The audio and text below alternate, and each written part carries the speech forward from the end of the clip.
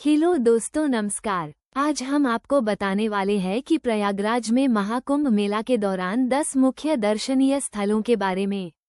1. त्रिवेणी संगम। प्रयागराज का त्रिवेणी संगम हिंदुओं के लिए पवित्र है। प्रयागराज में गंगा, यमुना और सरस्वती नदी का संगम है। धार्मिक महत्व और ऐतिहासिक कुंभ मेला प्रत्येक 12 वर्षों में यही लगता है। वर्ष 1948 में महात्मा गांधी समेत कई राष्ट्रीय नेताओं की अस्थियों का विसर्जन यही किया गया था। 2. इलाहाबाद किला। त्रिवेणी संगम के निकट स्थित ये किला बहुत पुराना है, जिसे मुगल सम्राट अकबर ने 1583 में बनवाया था। वर्तमान में इस किले का कुछ ही भाग पर्यटकों के लिए खुला रहता है। बाकी हिस्से का प्रयोग भारतीय सेना करती है। इस किले में 3 बड़ी गैलरी हैं, जहां पर ऊंची मीनारें हैं।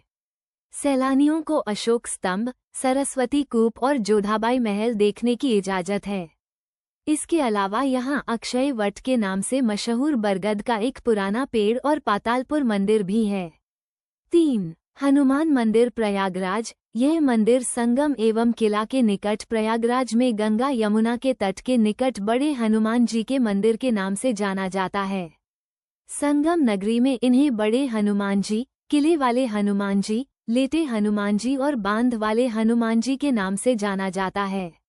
यहाँ जमीन से नीचे हनुमान जी की मूर्ति लेटे हुए अवस्था में है तथा हनुमान जी अपनी एक भुजा से अहिरावण और दूसरी भुजा से दूसरे राक्षस को दबाए हुए अवस्था में हैं।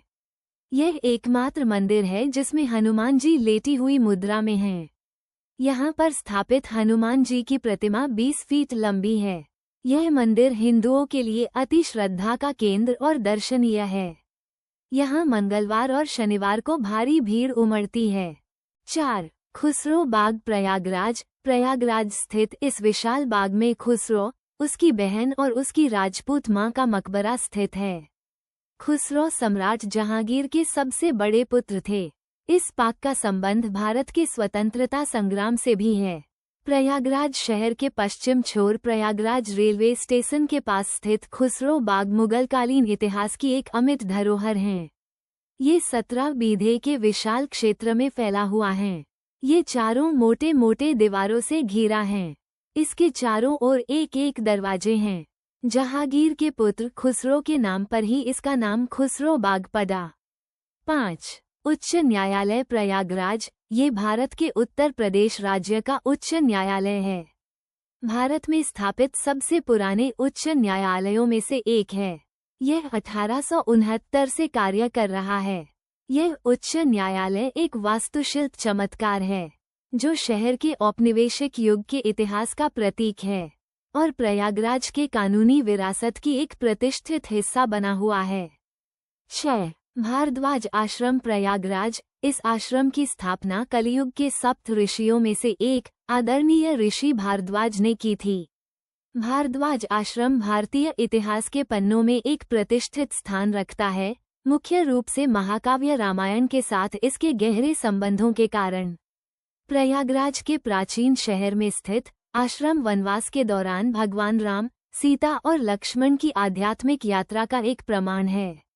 जैसे जैसे रामायण की कथा आगे बढ़ती है, तीनों ने गंगा पार करने के बाद भारद्वाज आश्रम में अपना पहला पड़ाव डाला। यह उनकी यात्रा से सिर्फ एक संक्षिप्त विश्राम नहीं था, बल्कि एक महत्वपूर्ण घटना थी जिसने महाकाव्य की व्यापक कथा में गहराई जोड़ दी। 7. चंद्रशेखर आजाद पार्क प्रयागराज। चंद्रशेखर आजाद पार्क प्रयागराज स्थित ये पार्क महान स्वतंत्रता सेनानी चंद्रशेखर आजाद को समर्पित है, जिन्होंने अंग्रेजी सेना से लड़ते हुए अपने प्राणों की आहुति दे दी। अमर शहीद के सम्मान में पार्क में उनकी मूर्ति स्थापित है। पूर्व में इसे अल्फ्रेड पार्क के नाम से जाना जाता रहा है।